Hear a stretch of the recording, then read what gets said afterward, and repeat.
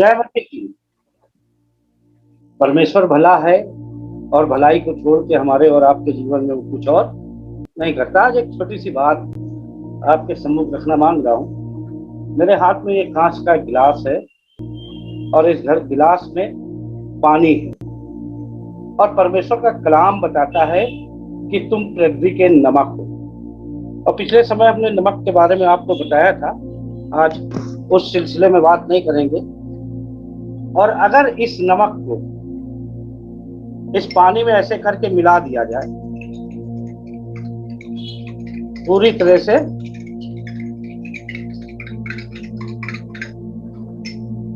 क्या पानी का रंग बदला? पानी का रंग नहीं बदला है, लेकिन स्वाद बदल गया है। और जब यीशु मसीह, प्रभु यीशु मसीह हमारे जीवन में आता है तो हो सकता है हालात ना बदले, हो सकता है परिस्थितियां चेंज ना हो, लेकिन वो अपना स्वाद हमारे अंदर डाल देता है और हम उसी बात को लेके घमंड करने लगते हैं। अब जैसे इस पानी में नमक मिलाया गया, अब ये पानी घमंड करने लगे हम तो अब नमकीन हो गए। ये पानी की क्वालिटी नहीं है कि पानी नमकीन हो। अगर हम अच्छे हो गए, हम लोगों के लिए आशीष का कारण हो गए, तो ये मेरी क्वालिटी नहीं है, ये क्वालिटी है प्रभु यीशु मसीह की। और हम क्या करते हैं, हम तमाम दफे बहुत सी छोटी छोटी बातों में घमंड करते हैं कि हमने दुआ की वो चंगा हो गया, हमने ये वाला काम किया, भला को राय दी, ऐसा हो गया। ये वाली बात हमारी अपनी ताकत से नहीं, हमारी अपनी समझ से नहीं, बल्कि परमेश्वर के इस नमक की तरह घुल जाने से हमारे अंदर उत्पन्न होती है, पैदा होती है। और तमाम दफे हम लोग बहुत छोटी छोटी चीजों पर घमंड करते हैं। अगर निकाल के पढ़ेंगे रोमियो 11 बाब और उसकी 17वीं आयत से लिखा हुआ है, पर यदि कुछ डालियां तोड़ दी गई और तू जंगली जैतून होकर उनमें साटा गया। मतलब हमारी और आपकी परमेश्वर बात कर रहा है, बहुत गंभीरता से कह रहा है, कुछ डालियां तोड़ दी गई और तू जंगली जैतून होकर उनमें साटा गया और जैतून की जड़ की चिकनाई का भागी हुआ। मतलब दो तरह की जैतून की यहाँ बात कर रहा, एक जंगली जैतून की और एक जैतून की, कि जैतून की जड़ की चिकनाई का भागी हुआ है। तो 18वीं आयत में लिखा है, तो गालियों पे घमंड ना करना, क्योंकि जो क्वालिटी तेरे अंदर आई है जैतून की, वो तेरी खूबी, तेरे लियाकत और तेरे द्वारा नहीं आई है, बल्कि कह रहा है तो डालियों पे घमंड ना करना। और यदि तू घमंड करे, पहली चीज तो घमंड नहीं करना है। अगर करना भी चाहते हैं आप घमंड, आप अपने आप को शो भी करना चाहते हैं, तो लिखा हुआ है कि ये जान रख कि तू जड़ को नहीं, परंतु जड़ तुझे संभालती है। हमारी और आपकी जड़ है प्रभु यीशु मसीह, और वो हमें और आपको संभालता है। अगर इसके आगे पढ़ेंगे तो लिखा हुआ है, तो डालियों पे घमंड न करना, और यदि तू घमंड करे तो जान रख कि तू जड़ को नहीं, परंतु जड़ तुझे संभालती, क्योंकि तुम पृथ्वी के नमक हो। और परमेश्वर ने कहा है तुम अपना स्वाद छोड़ दो लोगों के अंदर। वो स्वाद लोगों के जीवन में छोड़ने की जरूरत है। आगे लिखा है कि फिर तू कहेगा डालियां इसलिए तोड़ी गई कि मैं साटा जाऊं। परमेश्वर ने इसलिए मुझे जोड़ा, इसलिए मुझे चुना कि मैं बहुत खूबसूरत था, मैं बहुत एजुकेटेड था, मेरे अंदर बहुत क्वालिटियां थी। ऐसा नहीं, इसलिए नहीं तोड़ी गई कि मैं साटा जाऊं। ठीक है, वे तो अविश्वास के कारण तोड़ी गई। और आगे लिखा, परंतु तू विश्वास से बना रहता है, इसलिए अभिमानी ना हो, परंतु भय मान, क्योंकि जब परमेश्वर ने, खतरनाक बात है यहाँ पे परमेश्वर के कलाम में, और ये वाली बात मैं अक्सर कहता हूँ, हमें और आपको बहुत संभाल के परमेश्वर की सेवा करनी है, बहुत संभल के परमेश्वर के काम को करना है। लिखा हुआ है कि इसलिए परमेश्वर की कृपा और कड़ाई को देख, जो गिर गए उन पर कड़ाई, परंतु तुझ पर कृपा। हमारी और आपकी बात कर रहा है, जो गिर गए उन पर कड़ाई, परंतु तुझ पर कृपा, यदि तू उसमें बना रहे। कृपा कब? जब हम परमेश्वर में बने रहेंगे। इस पानी में जब तक नमक बना रहेगा तब तक ये पानी नमकीन रहेगा। जब तक परमेश्वर हम में बना रहेगा तब तक उसकी कृपा हमारे ऊपर, उसकी दया हमारे ऊपर बनी रहेगी। और जब परमेश्वर हमारे पास नहीं होगा, पवित्र आत्मा का अभिषेक नहीं होगा, परमेश्वर का अभिषेक नहीं होगा, परमेश्वर की एंट्री हमारे अंदर नहीं होगी, तो हम सादे पानी की तरह हो जाएंगे। वो जो नमकीन, जो स्वाद बदल देता, वो खत्म हो जाएगा। साफ साफ लिखा है, परंतु तुझ पर कृपा यदि तू उसमें बना रहे, नहीं तो तू भी काट डाला जाएगा, बचेगा कोई नहीं। अगर हम परमेश्वर में नहीं बने रहेंगे तो वो हमें भी काट डालेगा। लिखा है, डालियां इसलिए काटी और छाटी जाती हैं ताकि और फले और फल लाए। परमेश्वर का कलाम हमें और आपको बहुत सी ऐसी चीजों के बारे में आगाह करता है, बहुत सी ऐसी चीजों के बारे में बताता है कि हम इसको समझ के, इसको पढ़ के दाना दिल हो जाएं और बहुत सी ऐसी चीजों को जो हमारे जीवन को खराब करती हैं उनसे हम दूर हो जाएं। अगर आप पढ़ेंगे कुलुस्सियों 2 बाब उसकी 6 और 7वीं आयत में लिखा है, जैसे तुमने मसीह यीशु को प्रभु कह करके ग्रहण कर लिया है, वैसे ही उसी में चलते जाओ और उसी में जड़ पकड़ते और बढ़ते जाओ। जैसे तुम सिखाए गए वैसे ही विश्वास में दृढ़ होते जाओ और अत्यंत धन्यवाद करते जाओ। क्योंकि परमेश्वर के कलाम में लिखा है, धन्यवाद का बलिदान चढ़ाने वाला मेरी महिमा करता है। हम अगर उसकी महिमा कर रहे हैं, हम उसमें बने हुए हैं, हमने अगर उसको ग्रहण किया है तो हम उसमें बने रहें। तमाम दफे हम फिर जाते हैं, तमाम दफे हम हट जाते हैं, और जब हम हट जाते हैं तो हमारे साथ कड़ाई होती है। परमेश्वर हमारे साथ कड़ा व्यवहार करता है। क्योंकि अगर 2 तिमुथियुस 3 बाब और 1 से 5 तक पढ़ेंगे तो यहाँ पे लिखा है, पर ये स्मरण रख कि अंतिम दिनों में कठिन समय आएगा। ये अंतिम समय चल रहा है, ये वो समय चल रहा है कि यीशु मसीह की आमद बहुत नजदीक है। और हम लोग जब ये वाली बात कहते हैं तो बहुत से लोग कहते हैं कैसी बात कर रहे हो आप, ये वाली बात 10 साल से कह रहे हो। ये अंतिम समय है और ये चेतावनी दे रहा है परमेश्वर का कलाम कि ये स्मरण रख कि अंतिम दिनों में कठिन समय आएंगे, क्योंकि मनुष्य स्वार्थी। अभी पिछले दिनों देखा होगा 2 साल लॉकडाउन चला और तमाम लोग स्वार्थी हो गए। उनको सिर्फ अपना समझ में आ रहा था, अपने परिवार का समझ में आ रहा था, बाकी कुछ नहीं समझ में आ रहा था, क्योंकि स्वार्थी हो गए।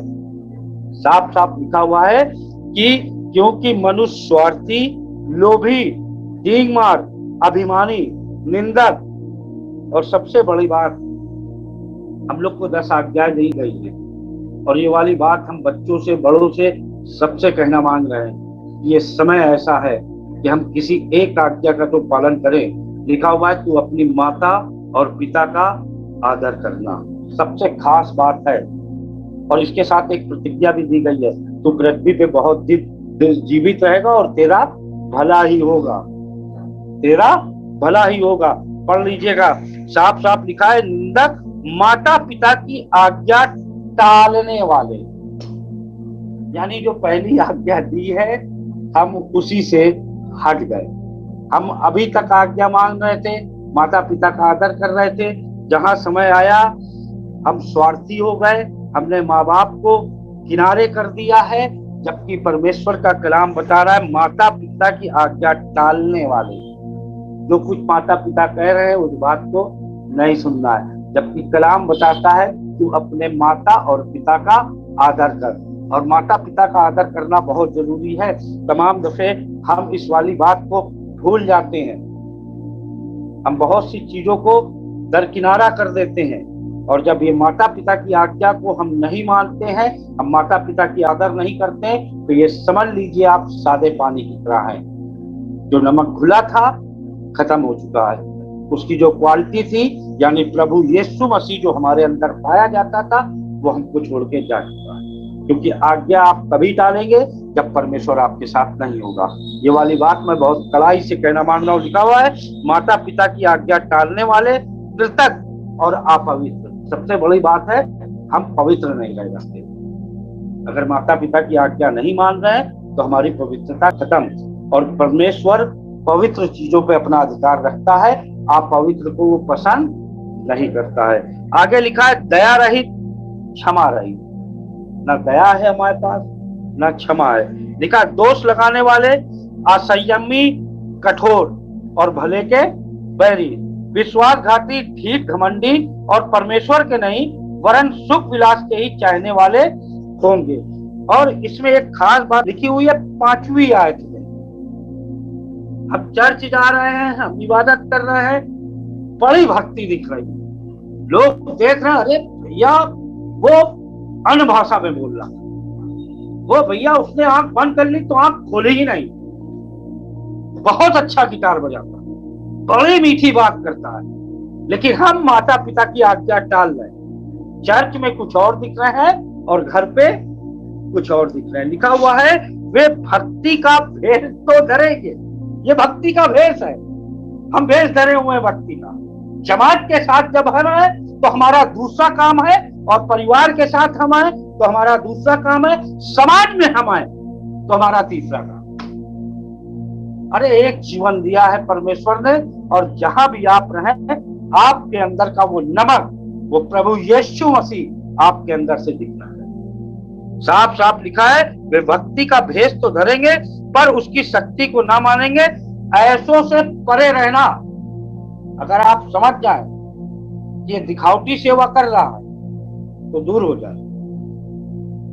परमेश्वर ये नहीं कहता है कि हम दिखावटी सेवा करें, हम जो कुछ करें आत्मा और सच्चाई से करें। तमाम दफे हमारी आत्मा मरी हुई होती है और हम दिखाते हैं लोगों को कि हम परमेश्वर के बहुत नजदीक हैं। हम अहन भाषा बोलते हैं, 2-4 शब्द सीख लिया, भाषा बोलना शुरू कर दिया, लेकिन कभी उनसे पूछिए कि क्या तर्जुमा कर लेंगे, इसका भाषा का अर्थ बता लेंगे? तो शायद नहीं। बाइबल में भी इस बात की निंदा है कि अगर अन्य भाषा बोले तो उसका अर्थ भी बताने वाला, वरना खामोश है। अगर अर्थ नहीं मालूम है तो खामोश है। वो भक्ति का भेद तो धरेंगे पर उसकी शक्ति को ना मानेंगे। ऐसे से परे रहना। इन्हीं में से वे लोग हैं जो घरों में दबे पांव घुस आते हैं। परमेश्वर के सेवकों की बात हो रही है, हमारी और आपकी बात हो रही है। हम और आप सेवा कर रहे हैं।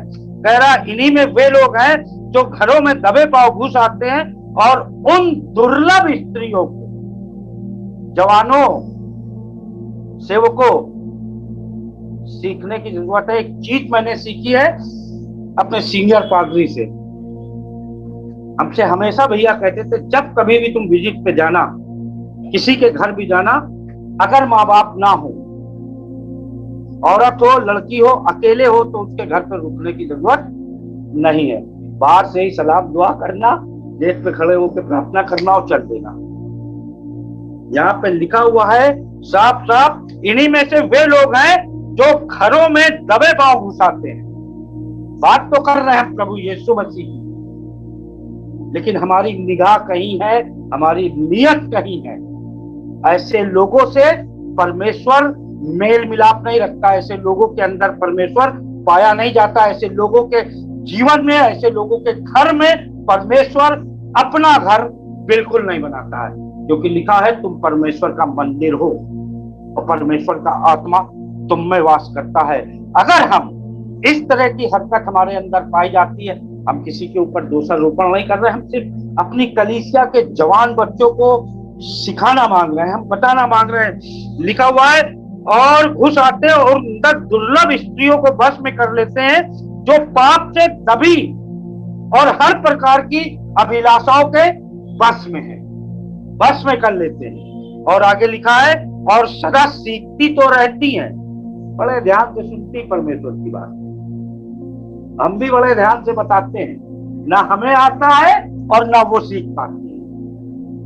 अगर हमें आता है तो हम बड़ी होशियारी से परमेश्वर की सेवा करें। लिखा हुआ है और सदा सीखती तो रहती है पर सत्य की पहचान तक कभी नहीं पहुंचती। और जब वो नहीं पहुंचती है और उनको आपने अपने बस में कर रखा है, तो आप भी सत्य के मार्ग तक कभी नहीं पहुंचेंगे। आप भी परमेश्वर को कभी नहीं जान पाएंगे। आप भी परमेश्वर के कलाम का सिर्फ इस्तेमाल इसलिए करेंगे कि मेरा जीवन सुधर जाए। आप परमेश्वर के कलाम का इस्तेमाल इसलिए करेंगे कि मेरी अभिलाषा पूरी हो जाए। और जबकि परमेश्वर के कलाम में लिखा है, अभिलाषा गर्भवती होके पाप को जनती है। हम तमाम दफे अपनी अभिलाषाओं में फंस के परमेश्वर से दूर हो जाते हैं। साफ साफ लिखा है, अभिलाषाओं के बस में है और सदा सीखती तो रहती है, पर सत्य की पहचान तक कभी नहीं पहुंचती है, क्योंकि हम उन्हें पहुंचने दे नहीं रहे हैं। हमने उनको सही शिक्षा दी नहीं है, क्योंकि हमारी वहां पे अपनी अभिलाषा, हमारा अपना स्वार्थ वहां पे जुड़ गया है। हमारे अंदर जो नमक पाया जाता है, वो स्वाद जो प्रभु यीशु मसीह के द्वारा हमारे और आपके जीवन में आया है, वो हट चुका है। परमेश्वर के कलाम में बात एक बहुत अच्छी सी लिखी है। अगर आप फिलिपियों की पुस्तक 2 बाब और उसकी 4 आयत पढ़ेंगे तो साफ साफ उसमें लिखा है, हर एक अपने ही हित की नहीं वरन दूसरों के हित की भी चिंता करे।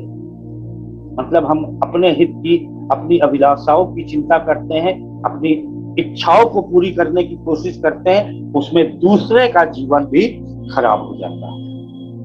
वो स्त्री, वो बेटा, वो बेटी हमारे पास तो इसलिए आए थे ताकि हम परमेश्वर के कलाम को उनको दें, परमेश्वर की अच्छी बातों को उनको बताएं, लेकिन हमने उनका इस्तेमाल करना शुरू कर दिया। ये हमारी अभिलाषाएं हैं। हम अपने लाभ के लिए स्त्री, पुरुष, बेटे, बेटी सबको इस्तेमाल करते हैं। हम अपने लाभ के लिए कुछ ना करें, जो कुछ करें परमेश्वर के राज्य के लिए करें। अगर परमेश्वर के राज्य के लिए करेंगे तो मैं आपको बताना मांग रहा हूं, परमेश्वर किसी भी भली वस्तु से आपको महरूम नहीं रखेगा। मैं अपने जीवन की इस 20 साल की सेवा की इतनी गवाहियां दे सकता हूं, इतनी बातें आपको बता सकता हूं कि जब मैं सोचता हूं तो मेरी आंखें नम हो जाती हैं, मेरी आंखों से आंसू गिरने लगता है। कभी कभी मेरे पास कुछ नहीं होता है और मैं बड़े काम पे हाथ धर देता। आज एक बेटी से बात हो रही थी तो उसका बेटा अगर परमेश्वर में हो तो बड़ा सोचना, क्योंकि वो जो कुछ करता है बड़ा करता है, छोटा करने वाली बात नहीं करता है। अच्छा सोचोगे अच्छा करेगा, लेकिन हम किसी भी अभिलाषा में फंस के डींगमार ना हो जाए, अभिमानी ना हो जाए। और हमें ये वाली बात याद रखने की जरूरत है। लिखा हुआ, हर एक अपने हित की नहीं वरन दूसरे के हित की भी चिंता करे। इब्रानियों में लिखा हुआ है, ध्यान से देखते रहो, ऐसा ना हो कि कोई परमेश्वर के अनुग्रह से वंचित रह जाए या कोई कड़वी जल फूट कर कष्ट दे और उसके द्वारा बहुत से लोग अशुद्ध हो जाए। आपकी एक अभिलाषा के कारण से हो सकता है, हमारी एक अभिलाषा के कारण से, व्यभिचार की अभिलाषा के कारण से, लालच की अभिलाषा के कारण से बहुत से लोग जो प्रभु यीशु मसीह के पास आ रहे थे वो अशुद्ध हो जाएंगे। वो कहेंगे, जब हमारा खादिम जो हमें परमेश्वर के समाचार को देखता है, जो परमेश्वर की अच्छी बातों को बताता है, उसके अंदर कड़वी जड़ है, तो ये क्या हमें सिखाएंगे? परमेश्वर हमें और आपको कुछ चीजों को सिखाना मांग रहा है और हमें सीखने की जरूरत है। हम और आप पृथ्वी के नमक हैं और नमक जहां घुल जाता है वहां स्वाद छोड़ देता है। और मैंने आपको नमक के बारे में बताया था, 2 तत्वों से मिलकर बना हुआ है, क्लोरीन और सोडियम। तो नमक को दोनों चीज बराबर से रखो, यानी आपका चाल चलन और प्रभु यीशु मसीह साथ में होना चाहिए। एक भी अलग हुआ तो जहर हो जाएगा, लोगों के लिए खतरनाक हो जाएगा आपका जीवन। अगर यीशु मसीह अलग हुआ, नमक से आप ले लें, अगर क्लोरीन हट जाएगी तो जहर हो जाएगा, सोडियम हट जाएगा तो जहर हो जाएगा। आपका जीवन है, आपके साथ यीशु मसीह है, आप पृथ्वी के नमक है। आप जहां जाएंगे स्वाद छोड़ देंगे, जिस पानी में मिल जाएंगे उसको हरा कर देंगे, शुद्ध कर देंगे, उसको पीने में अच्छा लगेगा। लेकिन अगर यीशु मसीह हट गया तो आप जहर हैं समाज के लिए, मसीह समाज के लिए जहर हैं। आपके द्वारा बहुत सी आत्माएं मर जाएंगी। Praise the Lord.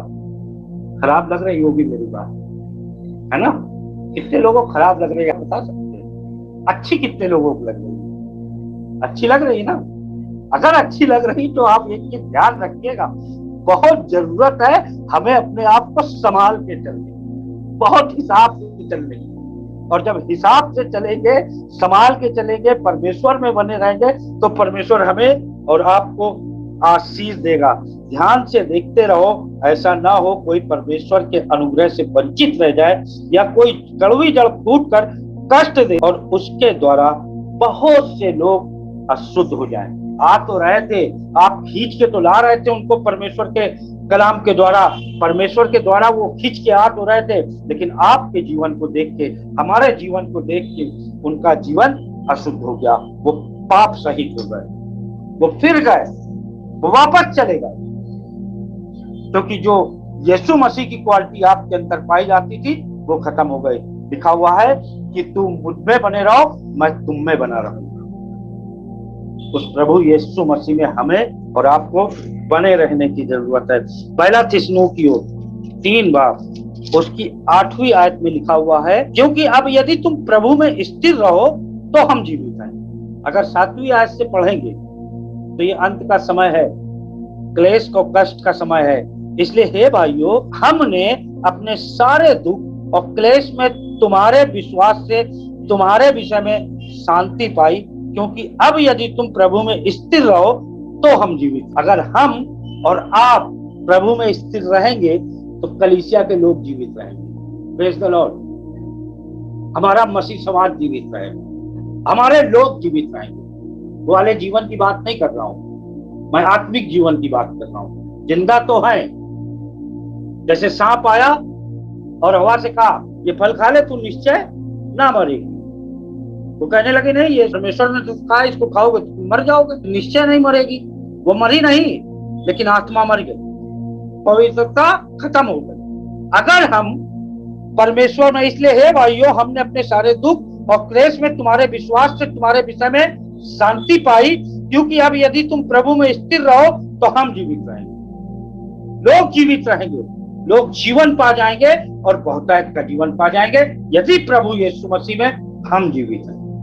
अगर हम जीवित हैं तो लोगों को जीवन देंगे, अगर हम मर गए तो लोगों के लिए हमारा जीवन मरे हुए के समान होगा। लोग मर जाएंगे हमारी वजह से, बहुत से नए विश्वासी खत्म हो जाएंगे हमारी और आपकी वजह से। हम किसी के ऊपर उंगली नहीं उठा रहे हैं, हम अपनी बात कर रहे हैं। अगर हमारा जीवन खराब होगा तो लोग मर जाएंगे, लोगों का जीवन नष्ट हो जाएगा, लोग परमेश्वर को भूल जाएंगे और परमेश्वर की तरफ फिरेंगे।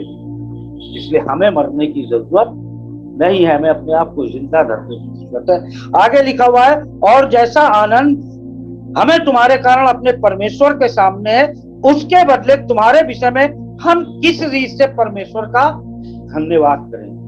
लोग आनंद करें जीवन को हमारे देख। क्या बात है।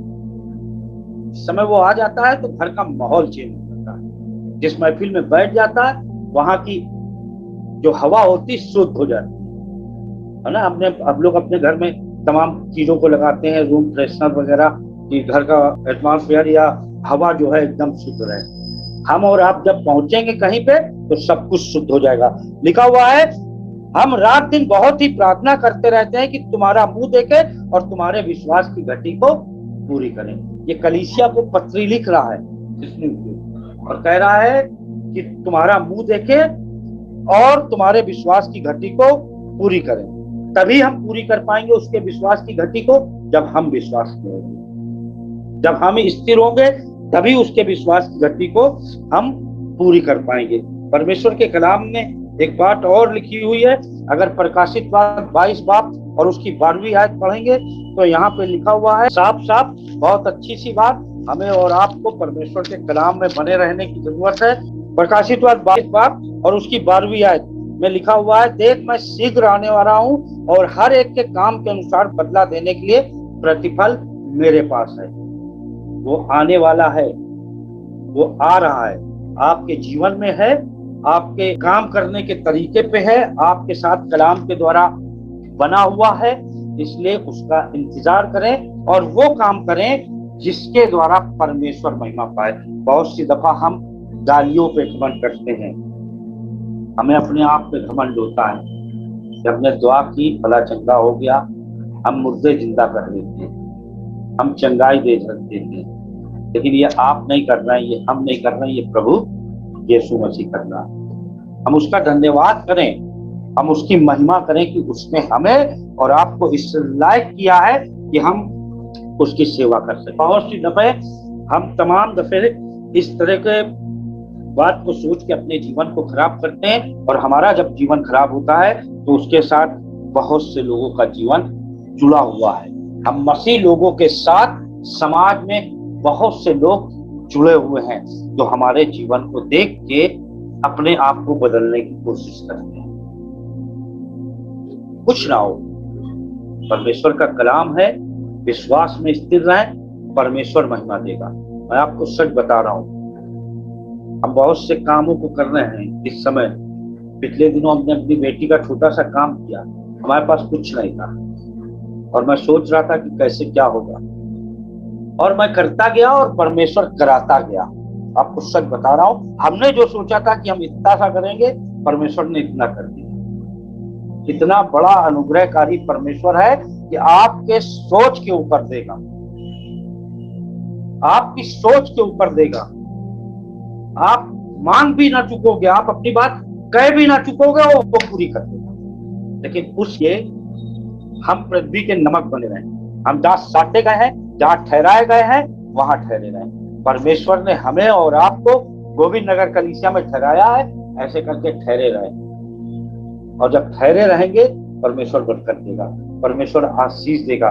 वो आशीष का सोता है। इसीलिए परमेश्वर का कलाम कह रहा है कि तुम गालियों पे घमंड ना करना।